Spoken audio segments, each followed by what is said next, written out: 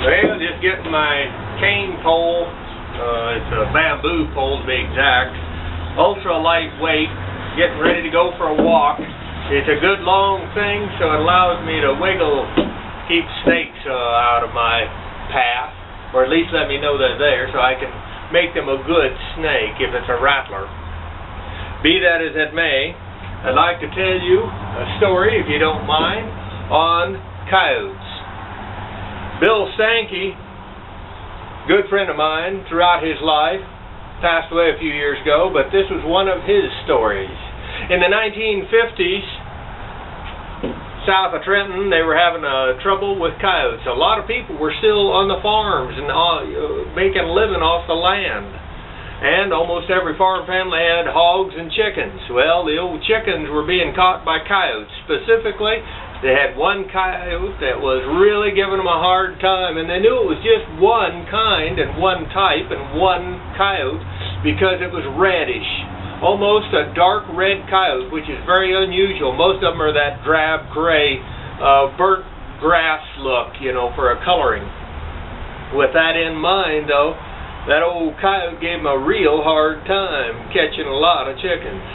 Now, Bill Sankey was a gunsmith and a shooter. And he said, I shot at that coyote a number of times, but he said, you know, that coyote was running on the dead run at 300-400 yards, and it was zigzagging. He said it was the only coyote he ever saw that did that. He said he was farming one day on the tractor, and he looked over the side hill, and he said, here come the red dog, coyote looking thing, and he said it was on the dead run. He said that he knew it was a red bitch, as he called her, and he said he knew it was her, and as she came up to the edge of a hill, and over the ridge then came 4 coyote dogs. They had been turned loose on her to kill her, and any one of them could kill her.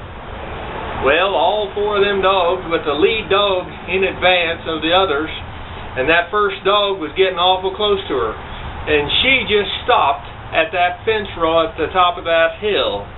Just stopped. And Bill Sankey stopped his tractor and grabbed the 6-power binoculars and said, I want to watch this. He put his binoculars up, and he said that old coyote just stood there as the first coyote dog got up to her and ran full speed at her, and she just jumped on the other side of the fence, that barbed wire fence, 3-strand barbed wire fence. And that dog ran through that and was ripped to pieces and laying on the other side bleeding to death. She jumped back to the other side where the other coyote dogs was coming at her, and they're getting awful close. And she then just started trotting along the fence. And as the coyote dogs got to her, at one by one, she'd just weave in. And as the coyote dog, it was so tunnel visioned at her, they didn't see the barbed wire fence, and they were ripped to pieces. Each one, all 4, were laying there bleeding, some of them bleeding to death. And when it was all said and done, that coyote just trotted off. Kind of proud of herself she was. And Bill Sankey said, sitting on top of that tractor with the binoculars, he said he was in sheer shock and awe of what that coyote, the courage that coyote, and the wisdom that coyote had.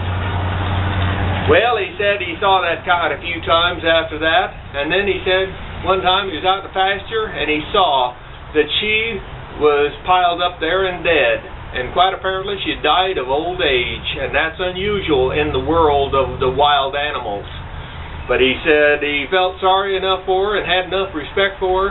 He went to a south-facing slope, dug a hole, and he put her deep enough so the other critters wouldn't bother her. And then he tilted his hat out of respect for a 1 in a million coyote, he said, because he said he'd never seen one like it before or since. And the man lived into his 80s. This is McCook's Mr. Bill. Rate this film.